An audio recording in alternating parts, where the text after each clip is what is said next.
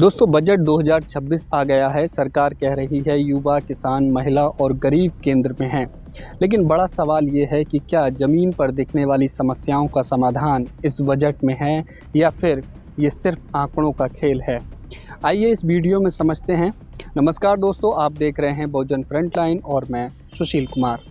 दोस्तों आज हम बजट 2026-27 की बात करेंगे और ख़ास तौर पर देखेंगे कि शिक्षा, ग्रामीण विकास और सामाजिक कल्याण पिछले बजट की तुलना में कहां बेहतर हुए और कहां सरकार से सवाल पूछना जरूरी है। दोस्तों सरकार ने इस बार शिक्षा बजट में पैसा बढ़ाया है।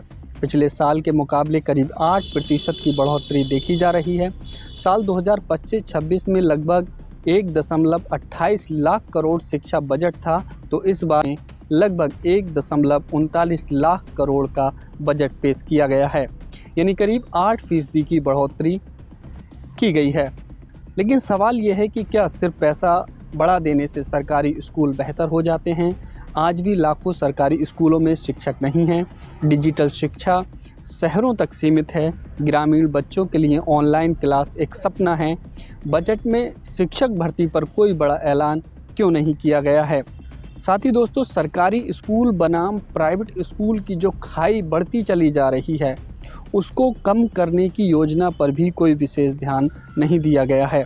अगर शिक्षा भविष्य है तो फिर शिक्षा सुधार आधा अधूरा क्यों है। इसके बाद दोस्तों बात करते हैं स्किल डेवलपमेंट यानी कौशल विकास के बजट में भी इस बार बड़ी बढ़ोतरी हुई है।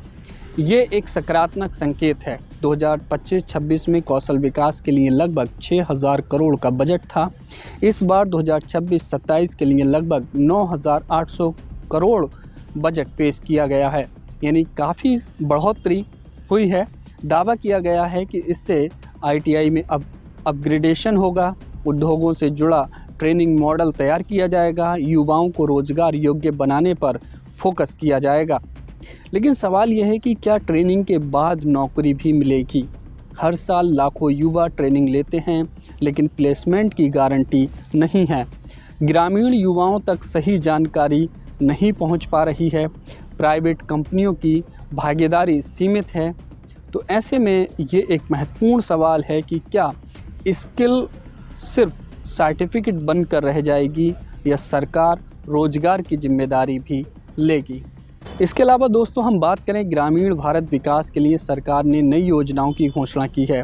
नल, जल, सड़क, आवास सब कुछ कागज़ पर मजबूत दिखता है, लेकिन सबसे बड़ा सवाल मनरेगा को लगभग स्थिर क्यों रखा गया है। जब गांवों में बेरोजगारी बढ़ रही है, महंगाई लगातार ऊपर जा रही है, तो फिर मनरेगा की मजदूरी क्यों नहीं बढ़ाई गई है।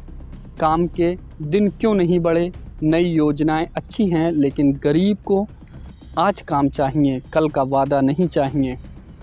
तो दोस्तों अब बात करते हैं महिला कल्याण, पोषण और आंगनवाड़ी के लिए बजट में क्या कुछ बढ़ोतरी हुई है।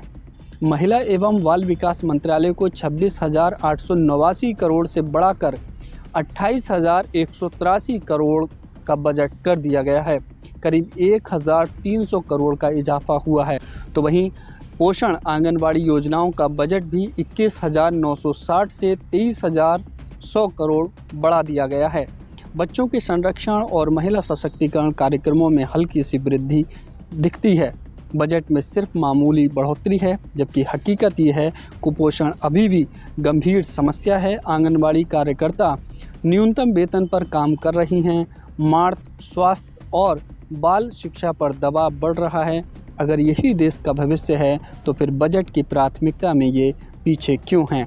बहरहाल दोस्तों बड़े दावे छोटे जवाब। बजट 2026 ये दिखाता है कि सरकार भविष्य की तस्वीर तो बना रही है, लेकिन वर्तमान की तकलीफ़ों पर पूरा ध्यान नहीं दे रही है। ऐसे में सवाल साफ है कि शिक्षा में सुधार कब होगा। ग्रामीण भारत गरीब तबके को तुरंत राहत कब मिलेगी। महिलाओं और बच्चों को प्राथमिकता कब दी जाएगी। बजट सिर्फ नंबर नहीं होता, बजट सरकार की नीयत का आईना भी होता है और इस आईने में कुछ सवाल साफ दिखाई दे रहे हैं। आप इस बजट को कैसे देखते हैं। क्या ये आम आदमी के लिए है या सिर्फ फाइलों के लिए। अपनी राय कमेंट में लिखिए। वीडियो पसंद आए तो लाइक और शेयर ज़रूर करें। धन्यवाद।